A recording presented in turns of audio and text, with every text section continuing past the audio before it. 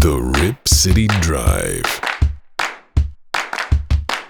Joe, so great to have you back on to talk draft, which is coming up tomorrow. I want to do this, if you're okay with it, just to start. I want to go rapid fire through the first 10 picks in the draft, just to get your take on what you think is going to go down. Let's start with number 1, Carolina. Do you agree with everyone else that Bryce Young is going to be a Panther? Yeah, I think that's a lock right now. I'm not buying into the Reddit rumors. I really do think that Bryce is going to be that first overall pick. All right. It's funny you just brought up Reddit. We just had a quick discussion on whether or not I should start checking out Reddit. I was advised by Dwight and Michael not to do that. What's your take on Reddit? And what exactly is it? Stay off it? I'm not. I don't think it's worth your time going on there. And it's a forum. It's just a nonsense forum, which is why I don't understand why anyone was buying into the rumor that was posted there. But yes, you're probably better off spending your time elsewhere. All right. What do you expect Houston to do at number 2? I think they're going to draft a defensive player at that spot. I think it's either going to be Will Anderson or Tyree Wilson. And right now I'm leaning Tyree Wilson just because I think a lot of NFL teams are excited about his size and his physical profile that he brings to the position. What about Arizona at 3? I think we're trading out. I think they're going to move out of that spot. And I think the Titans are going to move in there if there is a trade-up candidate. If they do stay, they'll probably take the next best available defender that's on the board. So if Will Anderson end up being there, they'll probably take him. If the Titans jump up to 3, who are they looking to grab? I feel like that would be Will Levis if that's the pick. Mm-hmm. He feels like the guy that fits the demeanor and the culture there in Tennessee. Mike Vrabel is going to want a tough, hard-nosed guy, and he's going to want the guy that eats the peel of the banana like a psychopath. But I think that he definitely feels like a Tennessee Titan if that's the quarterback that they go with. All right. What about the Colts at 4?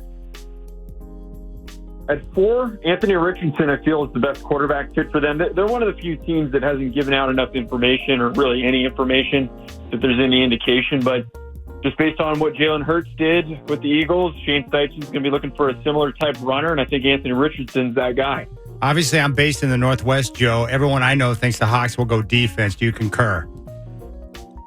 I really think they're going defense. I feel from a team-building standpoint that you're never going to be picking that high again for a long time, assuming things go well and you've built yourself into a competitive team. But I feel as though that front office is always right now. How can we win right now? So any of the best available defenders, and I would actually say this could be the best early spot for Jalen Carter to go because it could be a really good situation for all of his off-the-field issues to be less of a problem.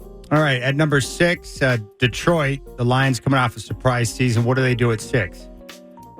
I don't see this one not being defense as well. I think they can go in a couple additional options. Jalen Carter, if he's on the board, Tyree Wilson, Will Anderson, Lucas Van Ness, Miles Murphy from Clemson, or the talented corner from Illinois, Devin Witherspoon. All right, who do you think Josh McDaniels is eyeing at 7? It sounds like they don't want a quarterback. It sounds like they're going to go with Jimmy G, and it makes sense that he decided to re-pair up with him, and I think the results could be pretty positive in this second year with Josh McDaniels. So that in mind, I think drafting an offensive tackle, either Peter Skoronski or Paris Johnson, would be a really good fit for them. Atlanta at number 8. Man, everyone keeps pushing Bijan Robinson to this pick, and I think it would be a match made in heaven, but because they have so many other issues that need to be addressed, I feel as though whoever the best available defender is on the board, maybe it is still Jalen Carter, or I like Miles Murphy or Lucas Van Ness in this spot. All right, we're talking with Joe DeLeone, football genius. We got 2 more picks here in the top 10 for his mock. What about Chicago at 9?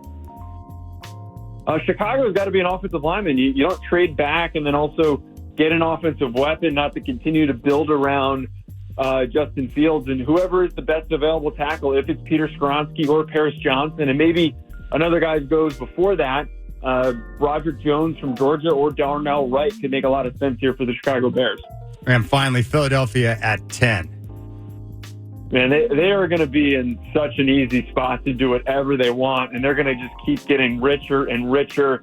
Any of the interior defensive linemen, so Brian Brzee or Kalijah Cansey, any of those top edge rushers like Tyree Wilson, Lucas Van Ness, any of those available defensive linemen, I think, make a lot of sense. They also could go Devin Witherspoon, But the really exciting one would be is if they went with Bijan Robinson. I don't think they're going to do it, but it would be really fun to see Bijan playing in that offense, playing in that run game alongside Jalen Hurts. That's the top 10, Joe. I'm wondering a couple of things. When we started talking about the draft a few months ago, there were two quarterbacks. There was Bryce Young and C.J. Stroud, and a lot of people had C.J. Stroud on top. And he's just gradually, as we've gone through the process, it appears to me he's dropped precipitously on some of the mocks. What's gone on with that? What have people found out about him or learned about him that has dropped his stock a little bit? I think it has less to do with his stock dropping and more to do with the fact that our expectation at the beginning of the cycle wasn't even with what the NFL viewed on him. And I think the other aspect, too, is that there's just such a wide array of opinions on all of these quarterbacks. It's not like we have a Trevor Lawrence or a Joe Burrow, and then behind him there's a couple clear-cut options that are very clear. Any team can go in any direction based on their needs and their current situation.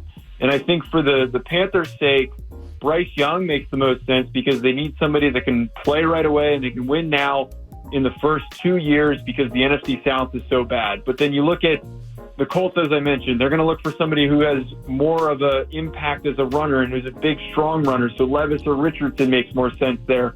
It's just, for Stroud, as much as there's some things that have popped up, I think a lot more of that is smoke and teams hoping that they can create a stir, and then a team like the Titans or the Commanders or the Vikings can get him for cheaper instead of having to trade up even further and so that they can get him. But I'm not totally buying into it just because I think of the circumstances that have impacted his stock.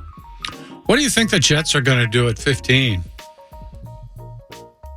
I think that's got to be an offensive weapon. If it's a receiver or if it's Michael Mayer, maybe even if it's Dalton Kincaid, the tight end from Utah, you go and get Aaron Rodgers.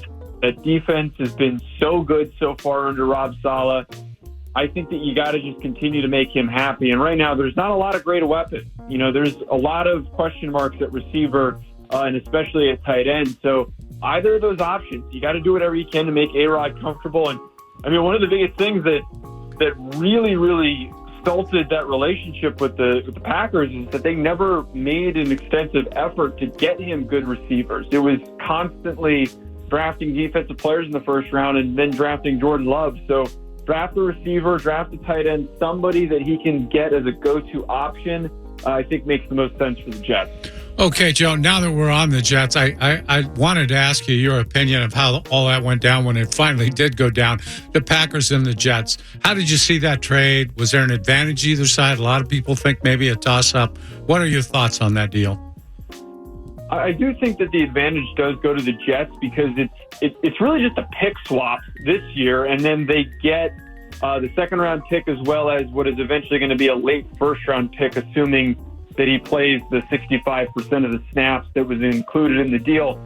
I think the reason why the Jets come out favorably is you get Aaron Rodgers, and then in the next 2-3 years for the final part of his career, if things go as planned, and you go to a Super Bowl or you're at least contending for one, you don't have to give up this year's first-round pick. And we just talked about how they can now use that to draft a receiver or a tight end. That's such a huge advantage that they can now still not be in a compromising position.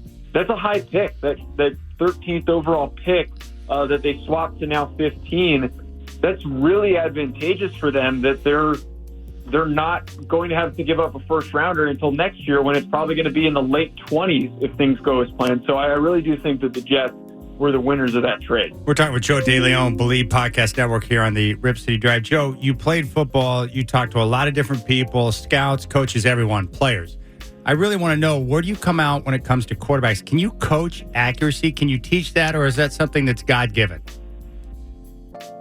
I don't know if I'd say it's God-given, but I think it's an athletic trait that requires natural timing and touch. I think you can certainly work on it. I think there's room for improvement. If you're just not naturally going to figure that stuff out, I think there's definitely room for concern. But absolutely, I think it could be coached up. I think if you talk to a lot of quarterback coaches, they're going to tell you that they can fix it. But certain guys, it's going to take a lot longer than others. All right, C.J. Stroud, if he falls outside the top 10, where do you see him landing? If the Raiders were to pass on him at 7, if he's not taken in the top 10, what team would make the most sense to take him? What I really feel as though could happen if he is the 4th quarterback selected, I think that the Commanders or the Vikings are going to move aggressively to move up to take him. Both those teams have question marks at quarterback, more so the Commanders, and they're not going to have to do it as expensively as if they wanted to move up into the top 5 and get one of those guys that are available. So I think that both those teams make a lot of sense. It's going to be one of those teams that are picking in the middle to the late teens, but I would watch out for the Commanders or maybe the Minnesota Vikings. All right, with the Seahawks, final question for you, Joe. If we know they're going to go defensive 5, I believe that, and I agree with you.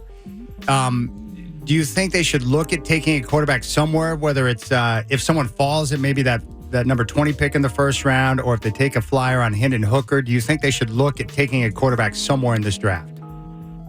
I think it's definitely worth considering, and I think they should have some pretty heavy consideration on taking a quarterback because, again, you're not really going to be in this position likely for a while to be in that spot to pick a quarterback and one that's good enough to eventually start. And I like the thought of maybe going after Hendon Hooker at 20. It's, again, an advantage to them that if he is on the board, that they don't have to move anywhere and they're able to get a guy like that. I think in a few years' time, he could be a really quality starter and up to the same level, if not a little bit higher than Geno Smith once his contract is done. But outside of Hendon Hooker, admittedly, I'm not a very big fan of many of these quarterbacks in this class. It is a pretty massive fall off the cliff type of a scenario with the quarterback talent where it's just mostly backups. So if they did want to get somebody, the pick would be at 20 and it would be for Hendon Hooker. All right, Joe DeLeone, Believe Podcast Network on Twitter at Joe DeLeone. You can also check out the First Team Pod on Stadium. Hey, Joe, you are a stud, and we really appreciate the time. And, man, this is your time of the year to shine, and you certainly have done that. I hope you enjoy the draft, and thank you so much for coming on and sharing your insights, buddy. Of course, guys. I really appreciate the kind words, and thanks again, as always, for having me, and I'm sure we'll connect again soon.